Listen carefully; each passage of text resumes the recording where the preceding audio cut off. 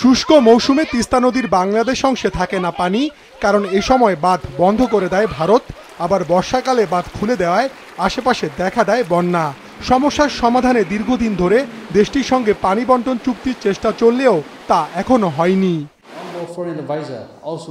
সমস্যার সমাধানে 2021 সালে নদীটির বাংলাদেশ অংশে বাঁধ নির্মাণ প্রকল্পে চীনের সহায়তা চায় ঢাকা। এতে সাড়া দিয়ে 2023 সালে তিস্তা প্রকল্পটি কয়েক ধাপে বাস্তবায়নের প্রস্তাব দেয় দেশটি। ঢাকায় দেশটির রাষ্ট্রদূত ইয়াও ওয়েন জানান, প্রকল্পটি করতে প্রস্তুত আছে চীন। এ নিয়ে ঢাকার সিদ্ধান্তের অপেক্ষায় আছে বেইজিং। এটি দ্রুত বাস্তবায়ন হলে সুফল পাবেন বাংলাদেশের মানুষ।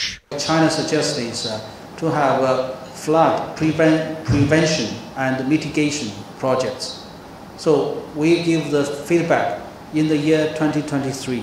So far, 2 years passed, we haven't got any feedback regarding to this project. So now we are still waiting for the further, the feedback from Bangladesh side. পরিবর্তিত পরিস্থিতিতে ভারত ভিসা দেওয়া সীমিত করায় অনেক বাংলাদেশি দেশটিতে চিকিৎসা নিতে যেতে বেকায়দায় পড়ছেন।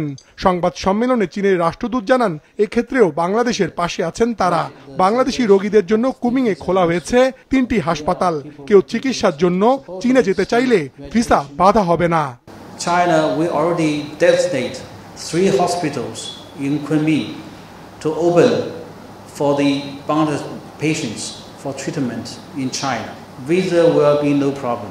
Any patients which get the sort of clearance from the 3 hospitals, they come to our embassy. I guarantee they'll get the visa on the day their submission. দুদেশের সম্পর্ক নিয়ে চীনের দূতাবাসে আয়োজিত সংবাদ সম্মেলনে রাষ্ট্রদূত আরও জানান, রোহিঙ্গাদের মিয়ানমারের প্রত্যাবাসনে চীনের সহযোগিতা অব্যাহত থাকবে। চীন কোনো দল কিংবা সরকার নয়, দুই দেশের মানুষের মধ্যে সম্পর্ক জোরদারে গুরুত্ব দেয়। মাশরুক রাহাত, মাছরাঙ্গা সংবাদ, ঢাকা।